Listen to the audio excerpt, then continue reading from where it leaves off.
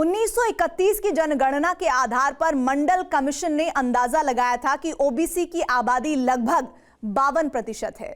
इस रिपोर्ट को लागू करने से पहले ही बीएसपी के संस्थापक काशीराम अपना राजनीतिक गणित पेश कर चुके थे, जिसे उन्होंने नाम दिया 85 बनाम 15, यानी 15% सवर्ण और बाकी ओबीसी, दलित, आदिवासी और अल्पसंख्यक। क्या बीजेपी की 80 बनाम 20 को टक्कर देने के लिए काशीराम फॉर्मूला आगे बढ़ाया जा रहा है? इस सवाल का जवाब देखिए टेली सीरीज का एपिसोड बवाल, द पेंडोरा बॉक्स। नवंबर 1993, लखनऊ, उत्तर प्रदेश। जातियों के गठबंधन की चुनावी ताकत का ये बेमिसाल प्रयोग था। बतौर सीएम अपने पहले कार्यकाल में कार सेवकों पर गोली चलवाने वाले मुलायम सिंह यादव हिंदूवादियों के लिए खलनायक बन चुके थे। दूसरी ओर 6 दिसंबर 1992 को अयोध्या का विवादित ढांचा गिरवाने के आरोप में अपनी सत्ता गंवाने वाले बीजेपी के दिग्गज कल्याण सिंह हिंदू हृदय सम्राट की इमेज के साथ चुनाव मैदान में थे। हिंदुत्व की लहर का मुकाबला करने के लिए मुलायम सिंह यादव ने बीएसपी के साथ गठबंधन किया, जिसके नेता काशीराम को समझ में आ चुका था कि भारत की राजनीति में जाति ही अंतिम सत्य है। तो जातियां जो है, जिनकी आबादी जो है 85% है, वो जग गई हैं। आप सड़क पर उतरिएगा तो वो भी सड़क पर उतरेंगी। ये कर्पूरी ठाकुर वाला जमाना नहीं है कि जब उन्होंने आरक्षण दिया था तो माँ बहन की गाली जो सड़क पर दी गई थी वो खत्म हुआ। मंडल कमीशन में जिस ढंग से लालू यादव ने मजबूती के साथ जो है बिहार में मुहिम चलाया और एक मजबूत जात में होने के कारण जो है वो मैंने किसी की हिम्मत नहीं पड़ी।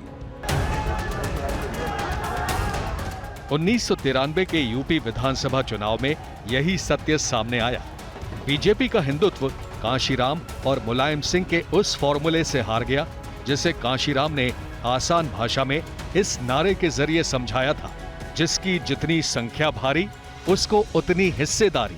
पूरा साल हम लोगों ने संघर्ष किया।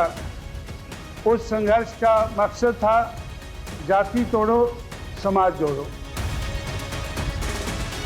1993 के यूपी चुनावों को देश में मंडल बनाम कमंडल, यानी जाति बनाम धर्म की सियासी जंग के तौर पर देखा गया।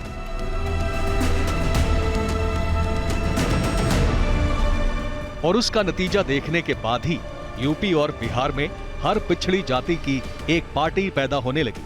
हर पिछड़ी जाति को एक नेता मिला और हर नेता का नारा एक ही था, जितनी जिसकी संख्या भारी उतनी उसकी हिस्सेदारी होनी चाहिए। जिसकी जितनी आबादी है उसको उसी के अनुपात में आरक्षण में हिस्सेदारी और प्रतिनिधित्व मिलना चाहिए।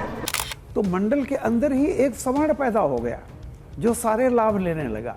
तो नतीजा क्या हुआ कि बाकी जातियां जो थीं वो उससे अलग हो गई। उत्तर प्रदेश का देख लीजिए, 2014, 17, 19, 22 मक्खन अलग हो गया, मट्ठा अलग हो गया। मट्ठा आ गया बीजेपी की तरफ, मक्खन उधर बच गया। देश में जातिवाद की राजनीति का दौर मंडल कमीशन के रिपोर्ट लागू होने के बाद शुरू हुआ। अगड़ा बनाम पिछड़ा का बवाल 2 दशक तक सुलगता रहा। अब फिर 1990 जैसा माहौल बनाने की तैयारी शुरू हो गई है। हिंदू राष्ट्र के शोर के बीच जातिगत जनगणना का सियासी मतलब यही है कि मंडल पार्ट 2 की सियासत के लिए जमीन तैयार हो रही है, बिना ये सोचे कि इसका अंजाम क्या होगा। भारत के समाज में विभाजन की खाई पैदा की है, उसकी आवश्यकता नहीं है। हमारी सरकार धीरे धीरे जाति भेद की ओर जाएगी। अगर हम जाति जनगणना कराएंगे, ये जाति इतनी, ये जाति इतनी, तो न हम अंतर जातीय विवाह को प्रदर्शित कर सकेंगे, न हम छुआछूत को ठीक से खत्म कर सकेंगे। राजनीति धीरे धीरे जातीय गोलबंदी पर आधारित हो जाएगी।